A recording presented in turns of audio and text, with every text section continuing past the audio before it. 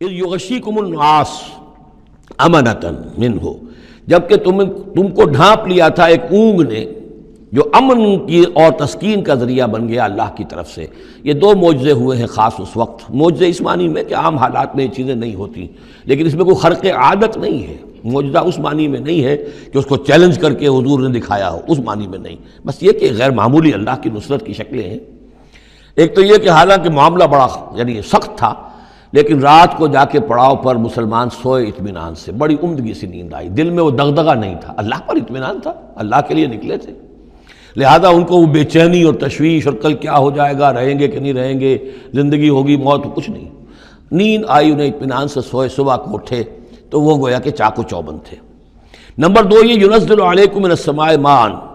اور جب کہ اتارا اس نے تم پر آسمان سے پانی، بارش ہو گئی، اس سے یہ ہوا لیطہرکم، تاکہ تمہیں پاک کرے، جنہیں غسل کی حاجت تھی غسل کر لیا، وَیُذْهِبَ عَنْکُمُ الرِّجْسَ الشیطان، اور دور کر دے تم سے شیطان کی نجاست کو،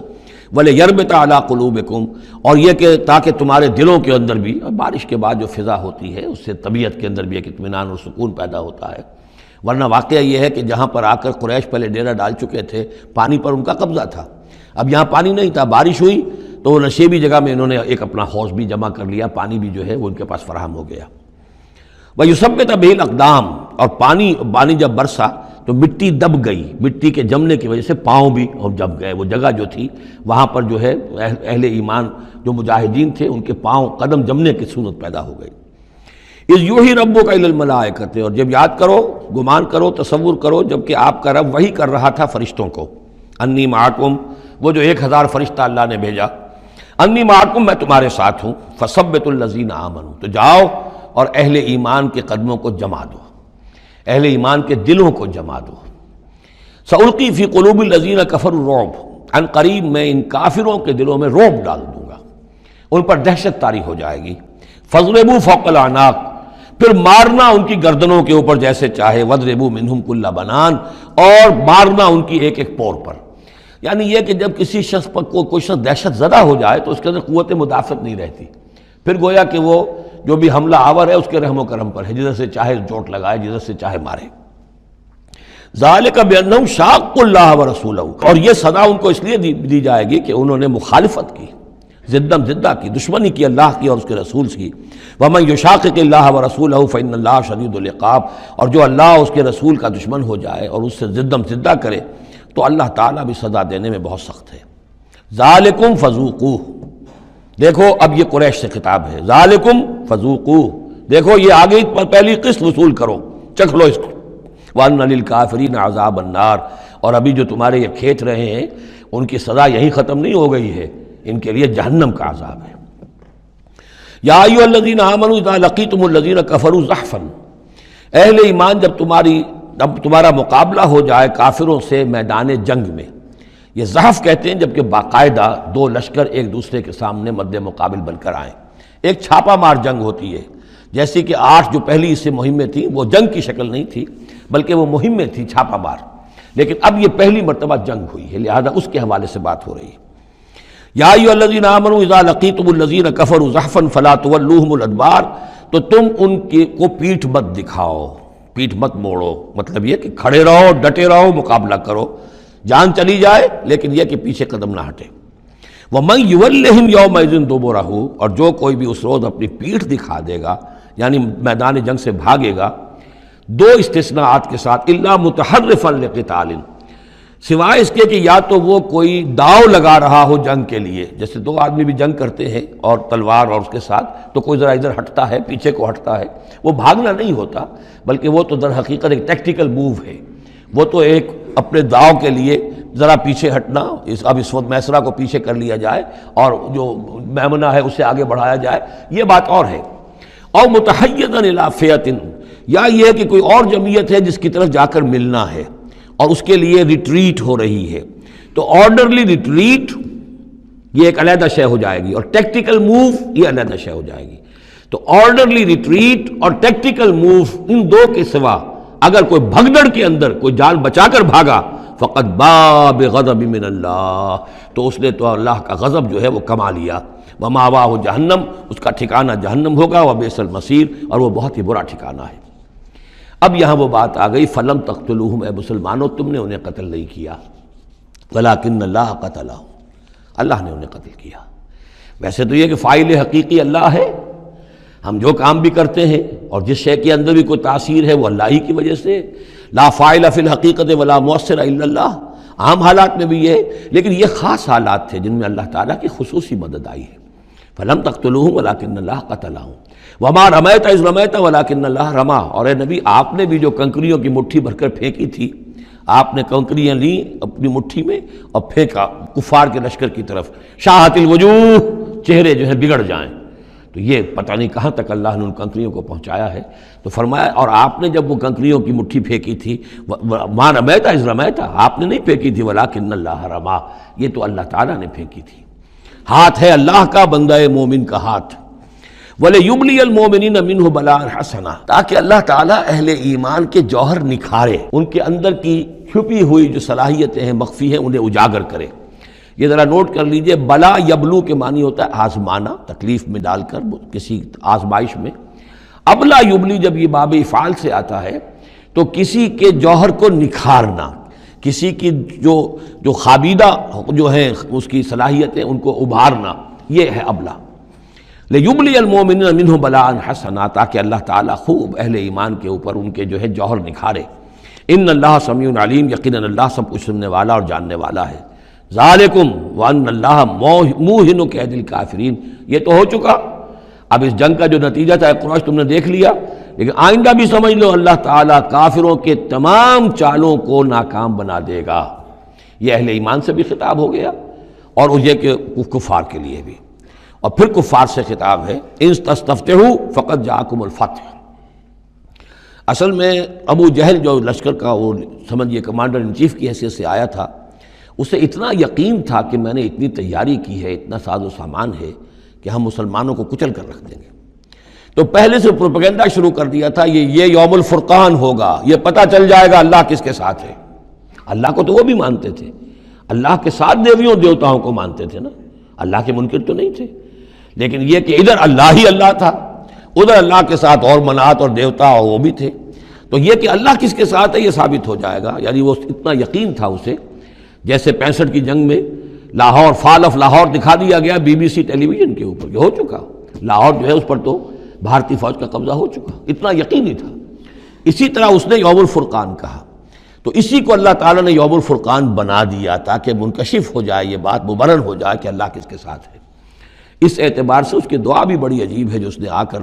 بدر سے ایک رات قبل جب کہ حضور بھی دعا مانگ رہے تھے اور طویل ترین سجدہ کیا تھا، اس نے بھی دعا کی تھی،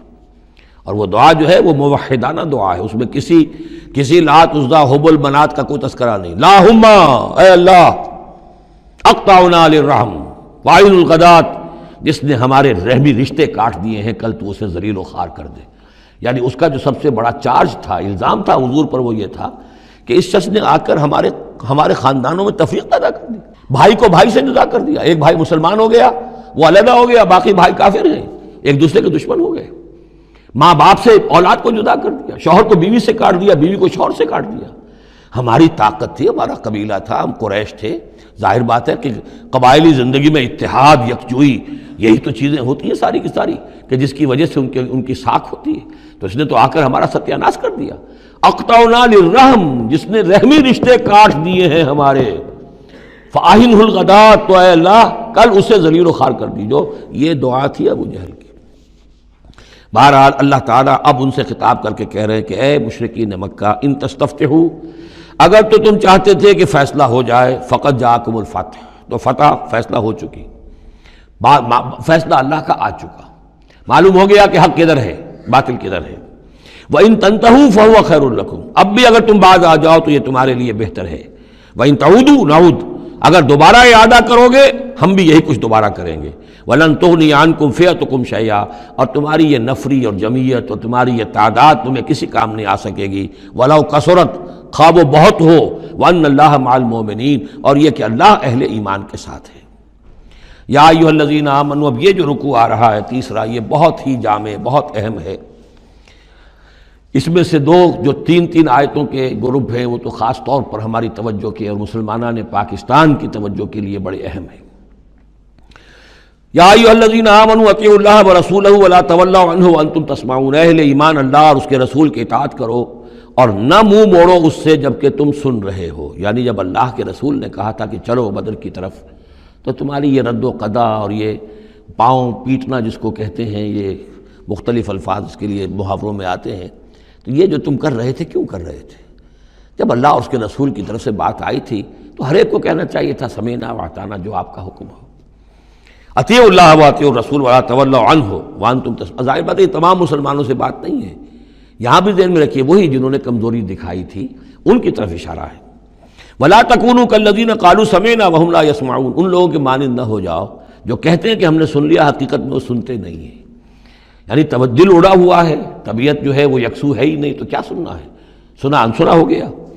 ان شر الدواب عند اللہ الصم البکم الذین لا یعقلون، یقیناً تمام چوپایوں میں بدترین اللہ کے نزدیک یہی لوگ ہیں جو بہرے ہیں، گونگے ہیں اور عقل سے کام نہیں لیتے۔ اب یہ منافقین ہی کی طرف اشارہ ہو رہا ہے۔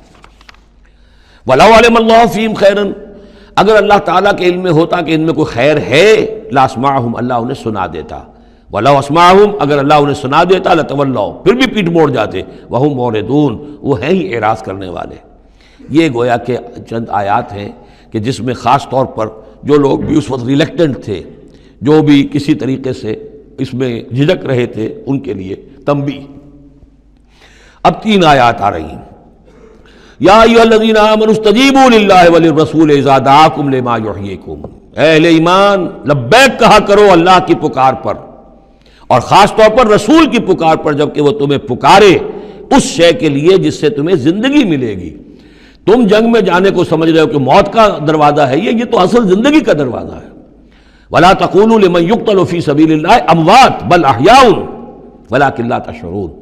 تو یہ تو در حقیقت اللہ اور اس کے رسول جس چیز کی طرف تمہیں بلا رہے ہیں، حقیقی زندگی یہ ہے، روحانی زندگی یہ ہے، معنوی زندگی یہ ہے۔ یہ حیوانوں کی طرح جینا جو ہے یہ کوئی زندگی نہیں ہے، یہ تو در حقیقت اولئک کالانعام بل هم اضل، جو سورہ اعراف میں ہم پڑھ چکے ہیں، یہ حیوانوں کا سا زندگی گزارنا ہے۔ استجیبوا للہ وللرسول اذا دعاکم لما یحییکم وَاعْلَمُوا أَنَّ اللَّهَ يَحُولُ بَيْنَ الْمَرْءِ وَقَلْبِهِ، اور جان لو اللہ تعالیٰ بندے اور اس کے دل کے درمیان حائل بھی ہو جایا کرتا ہے۔ یعنی اگر اللہ کی رسول کی پکار سنی اور انسنی کر دی، پھر سنی انسنی کر دی، پھر اللہ تعالیٰ پردہ بن جائے گا، اب سننے نہیں دے گا، معذور ہو جاؤ گے سننے سے۔ یہی وہ بات ہے جس کو کہیں کہتے ہیں ختم اللہ علی قلوبہم وعلی سمعہم، ان کے دلوں پر اللہ نے مہر کر دی ہے، ان کی سماعت پر، اور ہم پڑھ چکے ہیں سورہ انعام میں وَنُقَلِّبُ أَفْئِدَتَهُمْ وَأَبْصَارَهُمْ كَمَا لَمْ يُؤْمِنُوا بِهِ أَوَّلَ مَرَّةٍ، پہلی مرتبہ اگر نہیں کرو گے قبول تو پھر یہ ہے کہ تمہارے دل الٹ دیے جائیں گے، تمہاری نگاہیں الٹ دی جائیں گی۔ تو اس لیے بہت ہی ڈرنے کی بات ہے جو بھی مطالبہ دین کا سامنے آئے اور ایک دفعہ دل گواہ دے دے کہ ہاں ہے بات ٹھیک ہے، پھر اگر کنی کترائے گا انسان تو یہیں سے سزا نقد شروع ہو جائے گی، پھر وہ صلاحیت سلب ہو جائے گی، پھر اللہ حائل ہو جائے گا، یعنی قانون خداوندی، سنت خداوندی حائل ہو جائے گی، پھر آپ کے دل پر مہر لگے گی، آپ کے کانوں کے اوپر مہر لگے گی، آپ کی آنکھوں پر پردے پڑ جائیں گے۔ یا ایھا الذین آمنوا استجیبوا للہ وللرسول اذا دعاکم لما یحییکم واعلموا ان اللہ یحول بین المرء وقلبہ وانہ الیہ تحشرون، اور یہ کہ بالآخر تو تمہیں سب کو اسی کی طرف جمع کیا جانا ہے۔ واتقوا فتنة لا تصیبن الذین ظلموا منکم خاصہ، اور ڈرو اس سزا سے، اس عذاب سے کہ جب آئے گا تو تم میں سے صرف گناہ گاروں ہی کو اپنی لپیٹ میں نہیں لے گا۔ اس کا میں کل حوالہ دے چکا ہوں، بے گناہ بھی اس میں اگر اپنا فرض ادا نہیں کر رہے، فرض ادا نہ کرنا جرم ہے، وہ خود گناہ ہے۔ تم اگر دین کے لیے سرفروشی نہیں کر رہے تو یہ بھی تو گناہ ہے۔ ہاں ٹھیک ہے، میں نے یہ شراب نہیں پی، میں نے یہ نہیں کیا، میں نے سور نہیں کھایا، میں نے فلاں نہیں کیا، میں نے نمازیں پڑھی، ٹھیک ہے سب کچھ کیا، لیکن سوال یہ ہے کہ جو دین کا فرض تھا، دین کی نصرت تھی، اللہ کی اور اس کے دین کے لیے تن من دھن لگانا تھا، وہ نہیں کیا، وہ بھی تو جرم ہے۔ تو وَاعْلَمُوا، اور جان لو ان اللہ یحول بین المرء وقلبہ وانہ الیہ تحشرون واتقوا فتنة لا تصیبن الذین ظلموا منکم خاصۃ واعلموا ان اللہ شدید العقاب، اور جان لو کہ اللہ سزا دینے میں بہت سخت ہے۔ وَاذْكُرُوا، یہ ہے خاص پاکستانی مسلمانوں کے لیے آیت، اور یاد کرو اذ انتم قلیل، جب تم تھوڑی تعداد میں تھے، جیسے ہم بھی اقلیت کا خوف تھا ہمیں کہ ہم ہندوؤں کے مقابلے میں اقلیت ہیں، مستضعفون فی الارض، جنہیں زمین میں دبا لیا گیا تھا، تخافون ان یتخطفکم الناس، تمہیں اندیشہ یہ تھا کہ لوگ تمہیں اچک لے جائیں گے، اکثریت جو ہے وہ تمہیں ایکسپلائٹ کرے گی معاشی اعتبار سے، سماجی اعتبار سے، لسانی اعتبار سے، مذہبی اعتبار سے۔ فآواکم، تو اللہ نے تمہیں پناہ کی جگہ دے دی، وأیدکم بنصرہ، اور تمہاری مدد کی ہے، خاص تائید کی ہے اپنی خاص نصرت سے، ورزقکم من الطیبات، اور تمہیں بہترین پاکیزہ رزق عطا کیا ہے، لعلکم تشکرون، تاکہ تم شکر کرو۔ یا ایھا الذین آمنوا لا تخونوا اللہ والرسول، اے اہل ایمان مت خیانت کرو اللہ سے اور اس کے رسول سے۔ ایمان کا دم بھرنا اور پھر اس کے دین کو، اللہ کے دین کو مغلوب دیکھ کر بھی اپنے دھندے، اپنے کاروبار، اپنی جائیداد، اپنی ملازمت، اپنا پروفیشن، اسی چکر میں لگے رہنا، اس سے بڑی خیانت کیا ہوگی؟ بے وفائی ہے، غداری ہے، خیانت ہے۔ لا تخونوا اللہ والرسول، اللہ اور اس کے رسول کے ساتھ خیانت نہ کرو، وتخونوا اماناتکم وانتم تعلمون، اور نہ ہی اپنی آپس کی امانتوں میں خیانت کرو۔ سب سے بڑی خیانت تو اللہ کے ساتھ خیانت ہے۔ سب سے بڑی وہ امانت جو اللہ نے اپنی روح تم میں پھونکی ہے، اس کا حق اگر تم ادا نہیں کر رہے ہو تو سب سے بڑی خیانت یہ ہے، جس کو کہ فرمایا گیا ہے سورہ احزاب میں، ہم نے آسمانوں پر، زمین پر، پہاڑوں پر پیش کی، ان عرضنا الامانۃ علی السماوات والارض والجبال فابین ان یحملنها واشفقن منها وحملها الانسان۔ تو بہت بڑی بڑی امانتیں تمہارے پاس ہیں، دین کی امانت ہے، قرآن کی امانت ہے، شریعت کی امانت ہے، یہ سب امانتیں محمد رسول اللہ کی۔ وَاعْلَمُوا أَنَّمَا أَمْوَالُكُمْ وَأَوْلَادُكُمْ فِتْنَةٌ، اور جان لو تمہاری اولاد اور تمہارے اموال تمہارے لیے فتنہ ہے۔ یہی روکتے ہیں، یہی دو بیڑیاں ہیں جو پاؤں میں پڑی رہتی ہیں، مال اور اولاد۔ اولاد کو اعلیٰ سے اعلیٰ تعلیم دلانی ہے، اس کے لیے بڑی بڑی فیسیں دینی پڑتی ہیں، اس کے لیے ظاہر بات ہے کہ اپنا ایک ایک قطرہ جو ہے پسینے کا اور خون کا لگائیں گے تو کہیں جا کر وہ ساری چیزیں فراہم ہوگی۔ آدمی کھپ گیا اسی کے اندر، اولاد کے لیے یا مال کے لیے۔ پھر کہاں سے وقت لائیں دین کے لیے، اور دین کے لیے نصرت کے لیے کہاں کوئی رمق جسم کے اندر باقی رہ جاتی ہے۔ جان لو کہ تمہارے اموال اور تمہاری اولاد تمہارے لیے فتنہ ہے۔ فتنہ کہتے ہیں جس پر کسی کو پرکھا جائے، کسوٹی جس کے اوپر پرکھا جا رہا ہو۔ وَأَنَّ اللَّهَ عِندَهُ أَجْرٌ عَظِيمٌ، اور یقیناً اللہ ہی کے پاس ہے بڑا اجر۔ یا ایھا الذین آمنوا ان تتقوا اللہ یجعل لکم فرقانا، اہل ایمان اگر تم اللہ کے تقوی پر برقرار رہو گے تمہارے لیے فرقان، ایک کے بعد دوسری فرقان آتی رہے گی۔ پہلا فرقان تو یہ آ گیا ہے، یہ فتح جو تمہیں دی گئی ہے۔ وَيُكَفِّرْ عَنْكُمْ سَيِّئَاتِكُمْ، اور یہ کہ تمہارے سے تمہاری جو کمزوریاں ہیں، برائیاں ہیں، وہ اللہ تعالیٰ دور کر دے گا۔ وَيَغْفِرْ لَكُمْ، اور بخش دے گا۔ وَاللَّهُ ذُو الْفَضْلِ الْعَظِيمِ، اللہ بڑے فضل والا ہے۔ وَإِذْ يَمْكُرُ بِكَ الَّذِينَ كَفَرُوا، اب یہ ہجرت سے پہلے جو صورتحال تھی مکے میں کہ قریش کے سردار بیٹھتے تھے دارالندوہ میں، کیا کریں اب ہم محمد صلی اللہ علیہ وسلم کو قتل کر دیں، سازشیں ہوتی تھیں، اور اسی طریقے سے انہیں قید کر دیں، کہیں یہاں سے نکلنے پہ مجبور کر دیں، تو وہ جو سازشیں ان کی ہوتی تھیں اور مشورے ہوتے تھے ان کا ذکر ہے۔ اور جب یاد کیجئے جب کہ وہ لوگ جو کافر ہوئے، یہ کافر لوگ آپ کے بارے میں مشورے کرتے تھے، چالیں چلتے تھے، اسکیمیں بناتے تھے، سازشیں کرتے تھے۔ لِیُثْبِتُوکَ، نمبر ایک تو یہ کہ آپ کو کہیں قید کر دیں، اور یقتلوک، یا قتل کر دیں، اور یخرجوک، یا آپ کو اپنی بستی سے کہیں نکال دیں۔ وَيَمْكُرُونَ وَيَمْكُرُ اللَّهُ، وہ بھی چالیں چل رہے تھے، ان کی بھی اسکیمز تھیں اور اللہ کی اپنی اسکیم تھی۔ وَاللَّهُ خَيْرُ الْمَاكِرِينَ، اور ظاہر بات ہے کہ اللہ تعالیٰ بہترین ہے پلاننگ کرنے والا اور بہترین ہے تدبیر فرمانے والا۔ وَإِذَا تُتْلَىٰ عَلَيْهِمْ آيَاتُنَا قَالُوا قَدْ سَمِعْنَا لَوْ نَشَاءُ لَقُلْنَا مِثْلَ هَٰذَا، اور جب انہیں ہماری آیات پڑھ کے سنائی جاتی ہے تو وہ کہتے ہیں ٹھیک ہے، بہت سن لی ہم نے یہ آیات، بہت محمد آپ نے سنا لیا، کوئی ایسی بات بھی نہیں ہے، ہم چاہیں گے تو ایسا ہی کلام ہم بھی کہہ لیں گے۔ جرت نہیں کی کسی نے کہ آئے کہ یہ کلام میں نے موضوع کیا ہے اور یہ قرآن کے برابر ہے، تو کوئی کمیشن بٹھا لیجئے، کوئی سازش بنا لیجئے کہ تو طے کریں، یہ جرت نہیں ہوئی۔ لیکن یہ کہہ دینے میں تو کوئی بات نہیں تھی، زبان کون پکڑے گا؟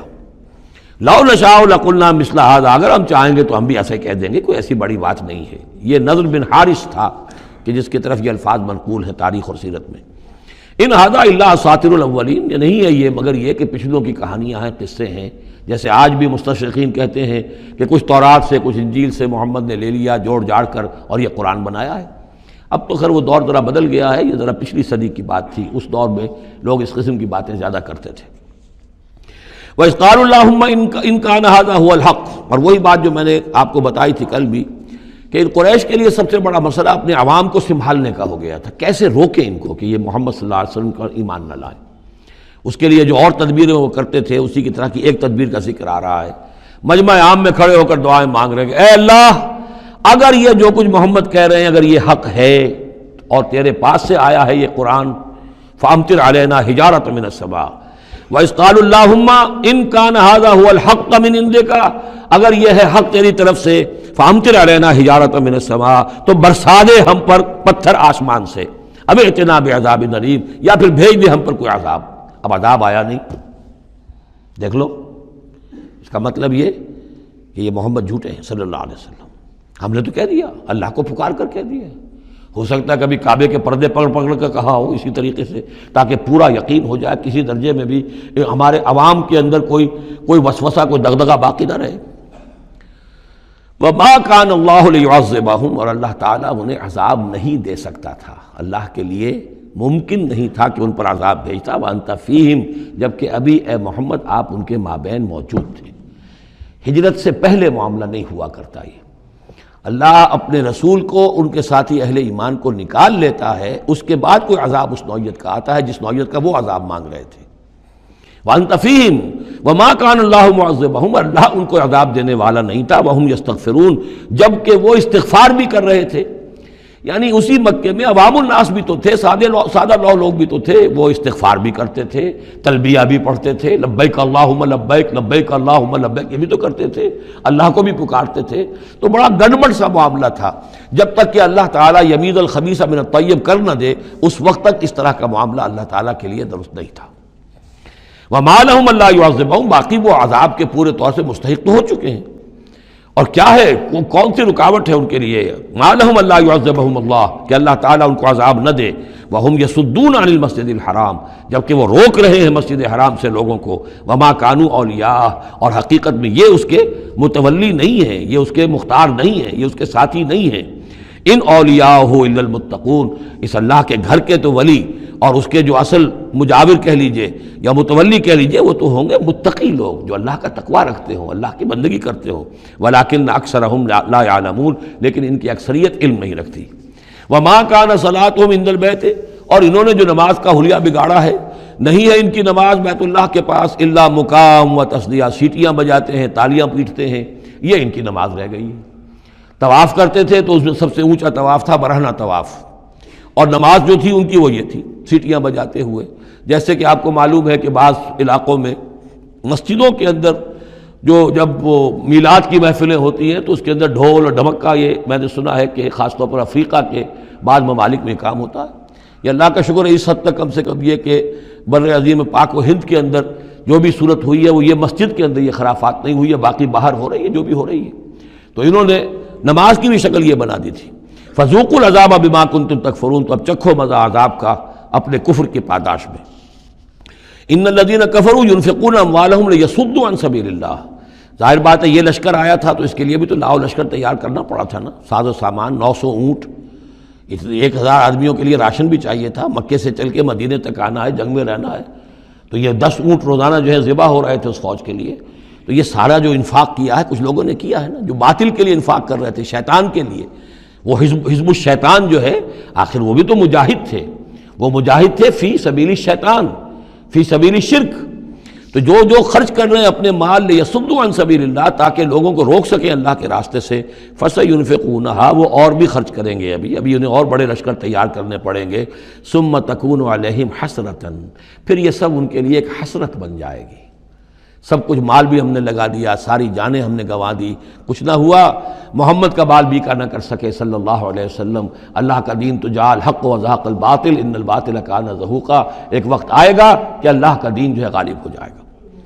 ثم یغلبون، پھر وہ مغلوب ہو کر رہیں گے، والذین کفروا الی جہنم یحشرون، اور جو ان میں سے کافر ہوں گے، جو اس وقت ایمان لے آئیں گے اللہ تعالیٰ ان کو معاف فرما دے گا، اور جو کفر پر اڑے رہیں گے وہ جہنم کی طرف گھیر کر لے جائے گے۔ لیمیز اللہ الخبیث من الطیب، یہ بات جو ہے سورہ آل عمران میں بھی آئی، تاکہ اللہ تعالیٰ پاک کو ناپاک سے علیحدہ کر دے، ممیز کر دے۔ وَيَجْعَلَ الْخَبِيثَ بَعْضَهُ عَلَى بَعْضٍ، اور جو ناپاک ہے اس کو ایک دوسرے کے اوپر سٹیک کرتا چلا جائے، فَيَرْكَمُهُ، اس کا ڈھیر کر دے، جَمِيعًا، اور ان کو سب کو فَيَجْعَلَهُ فِي جَهَنَّمَ، اور سب کو پھر جہنم میں جھونک دے۔ یعنی یہ کہ یہ پہلے تو یہ سفٹنگ کرنی ہوگی، یہ طیب ہے، یہ خبیث، خبیث کو ایک دوسرے کے اوپر سٹیک کیجئے اور پھر اس کو جہنم میں ایک ہی مرتبہ دھکا دے دیجئے۔ لیمیز اللہ الخبیث من الطیب ویجعل الخبیث بعضہ علی بعض فیرکمہ جمیعا فیجعلہ فی جہنم اولئک هم الخاسرون، یقیناً یہی لوگ ہیں خسارے پانے والے۔ قل للذین کفروا ان ینتہوا یغفر لہم ما قد سلف، اعلان کر دیجئے محمد صلی اللہ علیہ وسلم ان کافروں کے سامنے، اب بھی اگر باز آ جائیں تو جو کچھ ہو چکا ہے وہ معاف کر دیا جائے گا، اب بھی موقع ہے، اب بھی ایمان لے آؤ۔ وَإِن يَعُودُوا، اور اگر وہ ارادہ کریں گے دوبارہ یہی کچھ کریں گے، فقط بدت سنت الاولین، تو پچھلوں کی بھی داستانیں گزر چکی ہیں، ان کی جو بھی کچھ ان پر ہوا ہے وہ سب کو معلوم ہے۔ اب ظاہر بات ہے کہ وہ مکی قرآن تو نازل ہو چکا تھا، سورہ اعراف بھی نازل ہو چکی، سورہ انعام بھی نازل ہو چکی، جو کچھ ہوا ہے قوم ہود کے ساتھ، قوم صالح کے ساتھ، قوم شعیب کے ساتھ، اس ساری داستانیں تو تھی، فقط مدد سنت الاولین، اگلوں کا جو طریقہ اور راستہ تھا وہ تو گزر چکا ہے، وہ سب کے سامنے آ چکا ہے۔ وَقَاتِلُوهُمْ حَتَّى لَا تَكُونَ فِتْنَةٌ وَيَكُونَ الدِّينُ كُلُّهُ لِلَّهِ، یہ سورہ بقرہ میں بھی آیت آئی تھی اور اب آئی ہے اضافی شان کے ساتھ، یعنی اے مسلمانوں اب تمہاری یہ دعوت و تحریک جو ہے یہ اس مرحلے میں داخل ہو گئی، آرمڈ کانفلکٹ۔ اب یہ 15 برس کے بعد حضور نے جب دعوت کا آغاز کیا ہے مکے میں، اس کے بعد سے 15 برس گزر چکے، اب وہ دعوت، تنظیم، تربیت، صبر محض کا دور ختم ہوا، پیسو ریزسٹنس کا دور ختم ہوا، اب ایکٹیو ریزسٹنس کی محمد نے صلی اللہ علیہ وسلم اقدام کیا، اور اقدام کے نتیجے میں آخری اور چھٹا مرحلہ آ گیا، یعنی آرمڈ کانفلکٹ۔ اب تلوار سے ٹکرا چکی، اب تمہاری تلواریں نیام میں نہیں جائیں گی جب تک کام مکمل نہ ہو جائے، اور کام کی تکمیل کیا ہے؟ فتنہ بالکل ختم ہو جائے۔ وَقَاتِلُوهُمْ حَتَّى لَا تَكُونَ فِتْنَةٌ، فتنہ وہ کیفیت ہے کہ جس میں ایمان پر قائم رہنا، ایمان پر عمل کرنا مشکل ہو جائے۔ جب باطل کا غلبہ ہے تو ایک بندہ مومن کے لیے ایمان پر پوری طریقے سے کاربند ہونا مشکل ہے، لہذا اس صورتحال کو ختم کرو، یعنی اب دین کا غلبہ ہو جائے۔ حَتَّى لَا تَكُونَ فِتْنَةٌ وَيَكُونَ الدِّينُ كُلُّهُ لِلَّهِ، دین بھی جزوی نہیں، کل کا کل دین اللہ ہی کے تابع آ جائے۔ فَإِنِ انْتَهَوْا فَإِنَّ اللَّهَ بِمَا يَعْمَلُونَ بَصِيرٌ، پھر اگر وہ باز آ جائے تو جو کچھ وہ کر رہے ہیں اللہ اسے دیکھ رہا ہے۔ وَإِن تَوَلَّوْا، اور اگر پیٹھ موڑ لیں، وَاعْلَمُوا، تو اے مسلمانوں تم یہ جان لو، أَنَّ اللَّهَ مَوْلَاكُمْ، اللہ تمہارا مولا ہے، تمہارا ولی ہے، ساتھی ہے، مددگار ہے، پشت پناہ ہے۔ نعم المولا ونعم النصیر، کیا ہی اچھا ہے وہ حمایتی اور کیا ہی خوب ہے وہ مددگار۔ بارک اللہ لی ولکم فی القرآن العظیم ونفعنی وإیاکم بالآیات والذکر۔